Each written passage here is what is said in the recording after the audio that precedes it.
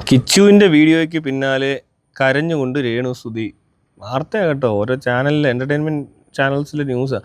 എന്നെ വെറുതെ വിട്ടേ. ഇതൊരു എൻ്റർടൈൻമെൻറ്റ് തന്നെയാണ്.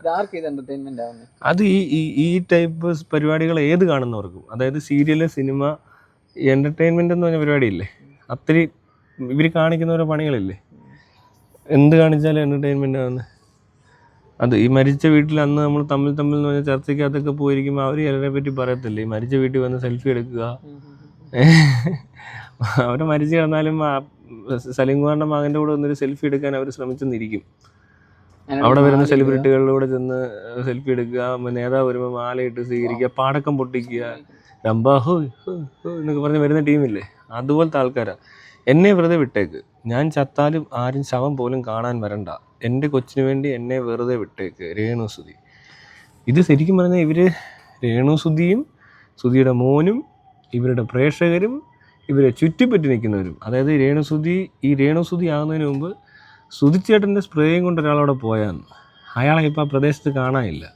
വേണമെങ്കിൽ ഒന്നുകൂടെ എന്തെങ്കിലും മരുന്നുമായിട്ട്, ഏതെങ്കിലും ആയുർവേദ മരുന്നുമായിട്ട് വേണമെങ്കിൽ രേണുസുതിയുടെ വീട്ടിൽ ചെന്നിട്ട് അത് തീറ്റിച്ച് ക്യാൻസർ മാറ്റി എന്നൊക്കെ വേണമെങ്കിൽ, മറ്റേ ലക്ഷ്മിപ്രിയ, അവളുടെ പേരെന്ന് ഏതാണ്ടൊരു പെണ്ണ്, അവൾക്ക് വേണേൽ ചെയ്യാവുന്നതേ ഉള്ളൂ. പക്ഷെ അവൾക്കിപ്പോൾ വേറെ പരിപാടിയൊക്കെ ഉണ്ടെന്ന് തോന്നുന്നു.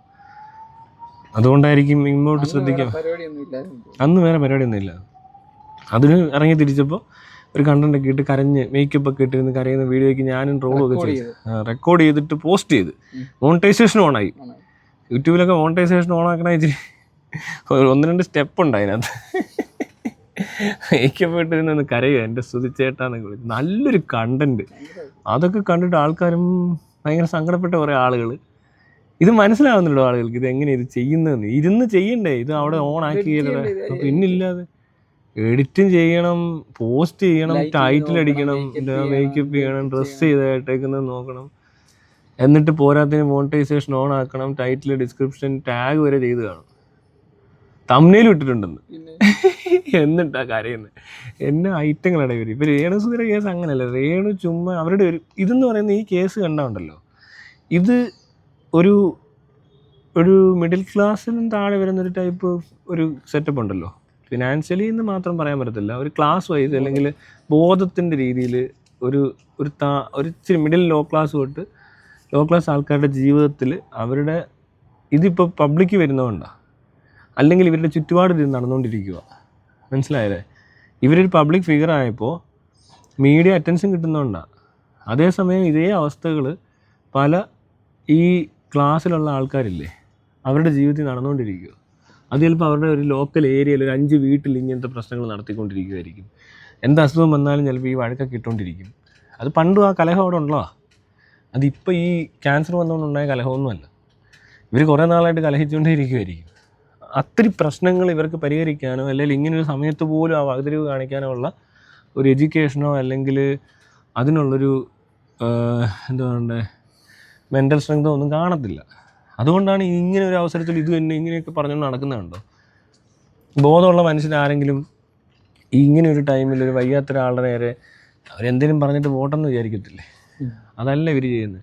ഇവർ പരസ്പരം ഉടനെ അങ്ങാടി തുടങ്ങും, പിന്നെ ആ കരച്ചിലായി, ബഹളമായി, പിന്നെ സങ്കടമായി, കുറച്ച് കഴിയുമ്പോൾ ഭയങ്കര സന്തോഷിക്കുന്ന കാണാം.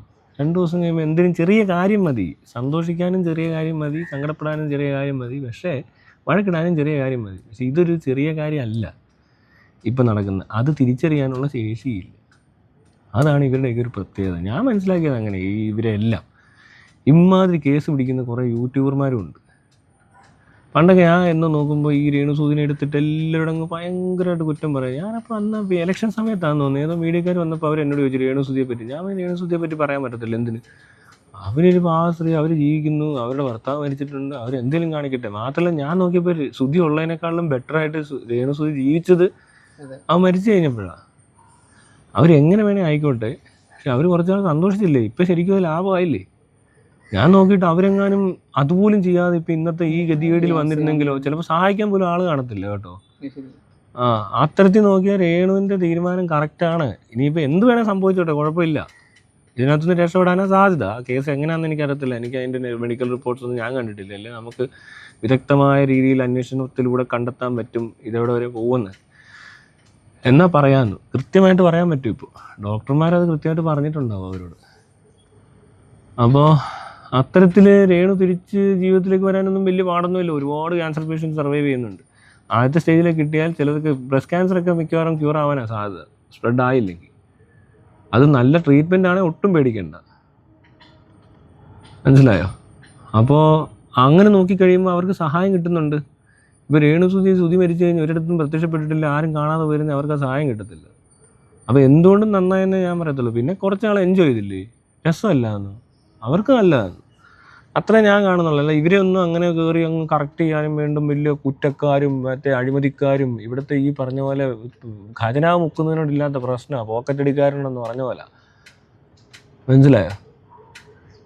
ഇവിടെ ഈ മന്ത്രിമാരും ഭരണാധികാരികളെന്ന് പറഞ്ഞിരിക്കുന്ന അല്ലെങ്കിൽ നിയമപാലകർ എന്ന് പറഞ്ഞിരിക്കുന്ന ഓത്തെടുത്ത് മറ്റുള്ളവരുടെ ജീവനും സ്വത്തിനും അഭിമാനത്തിനും ഒക്കെ പ്രൊട്ടക്ഷൻ കൊടുക്കുമെന്ന് പറഞ്ഞിട്ടുള്ള ഇവന്മാർ കൈക്കൂലി മേടിച്ചിട്ട് കള്ളക്കേസും ഉണ്ടാക്കി, അതുപോലെ തന്നെ അഴിമതി കാണിച്ച് ഈ റോഡും ഈ കാണുന്ന സകല ഫെസിലിറ്റി നശിപ്പിച്ചിട്ടിരിക്കുന്ന കോടികൾ മുഖ്യമന്മാരോടില്ലാത്ത എന്ത് പ്രശ്നമാണ് ഈ രേണു സുധിയോടെന്ന് എനിക്കറിയത്തില്ല. അതൊരു പ്രത്യേകതരം കാറ്റഗറിയിലുള്ള മനുഷ്യരും അതുപോലെ തന്നെ ഈ മീഡിയയ്ക്കും വല്ലാത്ത കഴപ്പാണ്, ഭയങ്കര കഴപ്പാണ്. കഴപ്പ് മാറുന്നില്ല അവരുടെ കഴപ്പങ്ങ് മാറിയിരുന്നത് ചിലപ്പോൾ ഇവരൊക്കെ ശരിയായ രീതിയിൽ ചിന്തിച്ചാൽ എന്തോ കിട്ടുന്നുണ്ട്. അവരങ്ങോട്ട് എന്തോ കാണിച്ച് അങ്ങോട്ട് പിടിച്ചില്ല. അത് പെണ്ണുങ്ങൾക്കും ഇഷ്ടപ്പെടുന്നില്ല, ആണുങ്ങൾക്കും ഇഷ്ടപ്പെടുന്നില്ല. ഈ ഫ്രസ്ട്രേറ്റഡ് ആയിട്ടുള്ള ആൾക്കാരുണ്ട്, അതും സെക്ഷലി ഫ്രസ്ട്രേറ്റഡ് ആളുകളുടെ ഒരു പ്രത്യേക ഏരിയ ഇത്. ഞാൻ ചുമ്മാ അറിയാമല്ലോ, ഈ സെക്ഷൽ ഫ്രസ്ട്രേഷൻ ഇല്ലെങ്കിലുള്ള ചിലപ്പോൾ ഇവരൊക്കെ ചിലപ്പോൾ അപ്പുറത്തോട്ട് ശ്രദ്ധിക്കുക. എനിക്കത് കുറവായതുകൊണ്ടാണ് ഞാൻ ഈ ഇങ്ങനത്തെ കേസ് കാണാതെ പോകുന്നതോ ശ്രദ്ധിക്കാതെ പോകുന്നതോ, അല്ലെങ്കിൽ നമ്മൾ എന്തുകൊണ്ടാണ് മറ്റേ കാര്യങ്ങൾ പറഞ്ഞുകൊണ്ടിരിക്കുന്നതെന്ന് ചോദിച്ചാൽ എനിക്ക് ആ ഫ്രസ്ട്രേഷൻ ഇല്ല ഇവരോട്. എനിക്ക് ആരോടും തോന്നാറില്ല അങ്ങനെ. അവരെന്തെങ്കിലും കാണിക്കട്ടെ, അതിനകത്ത് അവരുടെ വ്യക്തിപരമായ കാര്യമാണ്, അത് അത്രേ ഉള്ളൂ. പക്ഷെ മറ്റേത് അതല്ലെന്നേ. ഞാൻ ഈ മോഹൻലാൽ എന്ന് പറഞ്ഞാൽ ആളുടെ ജീവിതത്തിലോട്ടൊന്നും ഞാൻ പോകത്തൊന്നുമില്ല. അയാൾ എന്തോ കാണിക്കുക, അയാൾ കള്ളു കുടിച്ചോ, ചിലർ പറയും ഭയങ്കര പെണ്ണുപിടിയാണ്, മറ്റേ മറിച്ച് അതായതാണ്. ഞാൻ ഈ കേസില്ലേ മറ്റേ സ്റ്റേജ് ഇരുന്നുള്ള അതുപോലും എടുത്തില്ല. പക്ഷെ അവസാനമായപ്പോൾ ഈ ഇവർക്ക് പറഞ്ഞിട്ട് ഒരു നിവൃത്തിയില്ല. ഇവന്മാർ അതിലും വേലകളിൽ എത്തിയപ്പോഴാണ് ഞാൻ ഇതേപോലത്തെ സാധനം വെച്ചിട്ട് കൊളുത്താൻ തുടങ്ങിയത്. എല്ലാം ആ വീഡിയോ എടുക്കത്തില്ല ആദ്യം, അതൊരു തമാശ പോലെ കാണിച്ച് വിടേണ്ട. അത് ആ മീഡിയക്കാർ പിടിച്ചില്ല എന്ന് ആ സാധനത്തിൽ അയാൾ നാണം കിടത്തില്ല. അത് അവർ 3 പേര് തമ്മിലുള്ള ഒരു നമ്പറാണ്, നമ്മളൊക്കെ അതിൽ കൂടുതൽ കാണിക്കുന്ന. പിന്നെ അയാൾക്ക് എന്തോരം സ്ത്രീകളുമായിട്ട് ബന്ധമുണ്ടെന്നോ, അയാൾ എത്ര ലിറ്റർ അടിക്കുമെന്നോ, ആൾ കഞ്ചാവ് ലേഹ്യം തിന്നുമെന്നോ, അല്ലെങ്കിൽ അയാൾ മറ്റേ എന്താ കൊക്കൈൻ അടിക്കുമെന്നോ, അല്ലെങ്കിൽ മറ്റ് പലതരത്തിലുള്ള ഇത് ചെയ്യുന്നുണ്ടെന്നോ ഒക്കെ പറഞ്ഞുകൊണ്ടൊന്നും ഒരിക്കലും ആ സീരിയലോട്ട് നമ്മൾ നോക്കത്തില്ല. അങ്ങനെ പറയുന്നതേ ഒരു നിയമവിരുദ്ധ പരിപാടിയാണ്. നിയമവിരുദ്ധം അല്ലെങ്കിൽ പോലും അത് ചെയ്യത്തില്ല, മനസ്സിലായോ? ഇനി നിയമം അങ്ങ് അനുവദിക്കുമെന്ന് വിചാരിച്ചു ഒരാളെ പറ്റി ഇങ്ങനെയുള്ള കാര്യങ്ങൾ പറയാൻ, നോ വേ. അതൊക്കെ എനിക്കും എല്ലാവർക്കും ഒരുപോലുള്ള സാധനം മാത്രമേ ഉള്ളൂ. അത് ഓപ്പർച്യൂണിറ്റി പോലെ ഇരിക്കും ഓരോരുത്തരുടെ. മോഹൻലാലിനുള്ള സൗകര്യം ഉണ്ടെങ്കിൽ, മോഹൻലാലിൻ്റെ താല്പര്യമുള്ള സ്ത്രീയോ പുരുഷനോ എന്ത് സാധനമാണെങ്കിലും ബോക്സ് ഒന്നും പിടിക്കാതിരുന്നാൽ മതി. ബാക്കിയെല്ലാം വേണ്ടതാണ്. അത് അയാൾക്ക് മാത്രമല്ല, ആ വരുന്നവർക്കും വേണ്ട കാര്യം തന്നെയാണ്. അതൊരു വളരെ നല്ല വൃത്തിക്ക് നടത്തിക്കൊണ്ടിരിക്കുകയാണ്, വലിയ പ്രശ്നമില്ല. പക്ഷേ പിടിച്ചു മേടിക്കലും നിർബന്ധിക്കലും ഇങ്ങനെയുള്ള സീൻ വരുന്നിടത്ത് പ്രശ്നങ്ങളുണ്ടാവും.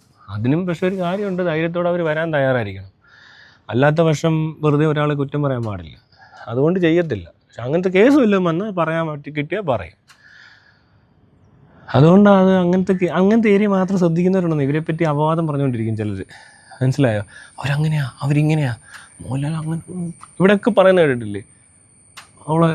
മോഹൻലാൽ എന്തിന് ആണെങ്കിൽ നിനക്ക് കിട്ടാത്തതിൻ്റെ കുഴപ്പമില്ലേ, അത്രയല്ലേ ഉള്ളത്, അല്ല വേറെ ഒരു പ്രശ്നമില്ല. ഈ പറയുന്നവർക്കെല്ലാം ഒന്ന് കൊടുത്തു നോക്ക്. എങ്ങനെ ആയിരിക്കും ഇവർ പിന്നെ അവിടെ പെരുമാറുന്നതെന്നറിയാം. ഞാൻ പറയുന്നില്ല അവന്മാർ എന്തൊക്കെ ചെയ്യുമെന്ന്. ഈ പറയുന്ന ടീമുണ്ടല്ലോ, ഇതിൻ്റെ കാൽഭാഗം കിട്ടിയാൽ മനസ്സിലായില്ലേ? മോഹൻലാലിൻ്റെ തുടക്കത്തിലൊക്കെ ചിലപ്പോൾ ഈ പറഞ്ഞ പോലെ കാല് മതിയാകുന്നില്ല, പക്ഷേ ഇപ്പോൾ ഒന്നും അതൊന്നും പോരാ, അവർക്കൊന്നും വലിയ സീനല്ലേ ഒന്നും, മടുത്ത് കാണും ചിലപ്പോൾ. ഇത് എന്തോ ആർഭാടങ്ങളെല്ലാം കൂടെ എത്തിക്കഴിഞ്ഞാൽ നമുക്ക് കുറച്ച് കഴിയുമ്പോൾ അതിനോട് മടുപ്പ് തോന്നിയിട്ട് വല്ല കഞ്ഞിയൊക്കെ കുടിക്കുമായിരിക്കും ഇപ്പോൾ ഇരുന്ന്, മനസ്സിലായില്ലേ? കഞ്ഞി അച്ചാറ് മതി എന്നൊക്കെ പറയുന്ന അവസ്ഥയായിരിക്കും. അതാ വേണ്ടത്, അയ്യോ കൊതിയാവുന്നു കഞ്ഞി കണ്ടിട്ടെന്ന് പറയുന്ന അവസ്ഥ വരും. മറ്റേന്ന് പറഞ്ഞാൽ കഞ്ഞി കുടിച്ചോണ്ടിരിക്കുന്നു, ആ കുമ്പിളൊക്കെ ഇട്ട് പോയി, കുമ്പിള പോയി പ്ലാവലോ അങ്ങനെയൊക്കെ ചെയ്ത് കളയും, മനസ്സിലായില്ലേ? സുരേഷ് ഗോപി പറഞ്ഞില്ല എങ്ങാണ്ട് അങ്ങനെ ചെയ്യുന്നത്, അത് ലക്ഷത്തിൽ കൂടിയപ്പോഴാണ്. അങ്ങനെയൊക്കെയാണ് ഇത്. അല്ല ഇതിനകത്ത് ഈ വക കാര്യങ്ങൾ ഒരാളുടെ പേഴ്സണൽ ലൈഫ് എന്ന് പറയുന്ന ഏരിയയിൽ പേഴ്സണൽ എന്താണ്, പബ്ലിക് എന്താണ്, ഇത് മനസ്സിലാവാതെ വരുമ്പോഴാണ് ആളുകൾക്ക് ഡൗട്ട്. ഞാൻ പറയുന്നതൊക്കെ എന്തോ ഞാൻ ഇയാൾ പറഞ്ഞ വാർത്തയായ സംഭവങ്ങൾ, ഇയാളുടെ പബ്ലിക്കിലുള്ള കമൻസ്, ഇയാളുടെ ബിഹേവിയർ, ഇങ്ങനത്തെ സാധനങ്ങളാണ് പിടിക്കുന്നത്. അല്ലാതെ ആ മനുഷ്യനെ പറ്റി ആവശ്യമില്ലാത്ത അപവാദങ്ങൾ പറഞ്ഞിറക്കുക. അതുപോലെ തന്നെ ഇനി ഉള്ളതാണെങ്കിൽ പോലും എനിക്ക് അറിയാൻ പലതും, ഇങ്ങനെ നടന്നു അങ്ങനെ നടന്നു അവിടെ ചെന്ന് ഇത് പലരും കണ്ടിട്ടുള്ള കാര്യങ്ങളൊക്കെ പറയും. ഓരോ കമൻസ് ഒക്കെ പുള്ളി പറയും. അതൊന്നും പറയണ്ട. അതൊക്കെ അവരോട് പറഞ്ഞ കാര്യങ്ങളാണ്. അവർ ചിലപ്പോൾ നമ്മളോടൊരു വിശ്വാസത്തിൻ്റെ പുറത്ത് പറയുന്നതായിരിക്കും. പറയാം ലാലേട്ടൻ ചേട്ടൻ ഇങ്ങനെ ഒരു പരിപാടി കാണിച്ചു, അത് അവരുടെ ഇടയിൽ അവർ വളരെ ഫ്രണ്ട്ലി ആയിട്ടിരിക്കുന്നതുകൊണ്ട് ചെയ്യുന്ന, അല്ലാതെ ഒരിക്കലും അത് നമ്മൾ പബ്ലിക്കിൽ പറയേണ്ട കാര്യമില്ല. അതൊക്കെ ചിലർ കേട്ട് കഴിഞ്ഞാൽ വിളിച്ചു പറയുന്നേ. ഇവിടെ ഉള്ളവന്മാർക്കൊന്നും എനിക്ക് തോന്നുന്നില്ല എൻ്റെ കാൽഭാഗം പോലും അറിയാൻ പറ്റുന്നുണ്ടെന്ന് പലതും ഓരോരുത്തരെ പറ്റിയും. പക്ഷേ അപ്പോഴേ ഇവന്മാർ വിളിച്ചു പറയാൻ തുടങ്ങും. മനസ്സിലായോ? എന്തെങ്കിലും കിട്ടാൻ നോക്കിയിരിക്കുമെന്ന് ഈ പാപ്പരാശി എന്നൊക്കെ പറയുന്ന പോലത്തെ സീക്രട്ട്. പിന്നെ എവിടെ നിന്നേലും ആരും എന്തെങ്കിലും പറഞ്ഞ ഉടനെ പൊക്കിക്കൊണ്ട് വരും. അതൊക്കെ ഒരു ഗതികേടാ. ഈ ഫോൺ റെക്കോർഡ് ചെയ്ത് പോസ്റ്റ് ചെയ്യാന്ന് പറയത്തില്ലേ, അതൊരു ഒഫൻസാന്ന് പോലും മനസ്സിലാകത്തില്ല. ഒരാളുടെ പ്രൈവറ്റ് ആയിട്ടുള്ളൊരു ടോക്ക് നമ്മളോട് അത് ചീത്ത വിളിച്ചൊക്കെ ആയിരിക്കാം, പക്ഷെ ത്രെട്ടല്ലാത്തൊരു സാധനം. ത്രെട്ടാണെ പോലും ഞാൻ ഒരു വഴക്കുണ്ടാക്കുകയോ ചെയ്യുന്നത്. മനസ്സിലായില്ല? ഇവർ അങ്ങോട്ടും ഇങ്ങോട്ടും ഒക്കെ ഇത് പറയാൻ സാധ്യത ഉള്ളവരാ അല്ലേ? അല്ലെങ്കിൽ വല്ല ലൈഫ് ത്രെട്ടനിങ് സാധനമായിട്ട് ആരെങ്കിലും വിളിച്ച് പറയുന്നതിന് എവിഡൻസ് വേണമെങ്കിൽ അത് പോലീസ് സ്റ്റേഷനിൽ കൊടുക്കാം കേട്ടോ, കേസ് കൊടുക്കണമെന്നുണ്ടെങ്കിൽ. അല്ലാതെ ഈ റെക്കോർഡിങ് ഭയങ്കര മോശം പരിപാടിയാണ്. എൻ്റെ ഇന്നേ വരെ ഒരു പ്രാവശ്യം പോലും കോൾ റെക്കോർഡിങ് പുറത്തു വന്നിട്ടില്ല. ഒറ്റ ഒരെണ്ണം ചെയ്യേണ്ടി വന്നുള്ള, അത് ഒരു പരിധി കഴിഞ്ഞപ്പോൾ ആ തിരുവല്ല CI കള്ളം പറഞ്ഞാന്നുള്ളതിന് ഒരു തരത്തിലും പറ്റാതായപ്പോൾ ഇട്ടതാണ്. അതന്ന് റെക്കോർഡ് ചെയ്യേണ്ട ആവശ്യം ഉണ്ടാകുന്നതുകൊണ്ട് റെക്കോർഡ് ചെയ്തതാണ്. അത് കേസുമായി ബന്ധപ്പെട്ട് തന്നെ തെളിവിന് വേണ്ടി മാത്രമേ കൊടുത്തുള്ളൂ. വക്കീലും പറഞ്ഞിട്ടുണ്ട്, പോരാത്തതിന് അത് കോടതിയിൽ കൊടുത്തിട്ടുമുണ്ട് ഇയാളുടെ കോൺവെർസേഷനൊക്കെ. അതും കഴിഞ്ഞിട്ട് വീണ്ടും ഇതേ പരിപാടിയൊക്കെ അവതരിപ്പിക്കുന്ന ഒരാളായതുകൊണ്ട് മാത്രമാണ്. മനസ്സിലായില്ലേ?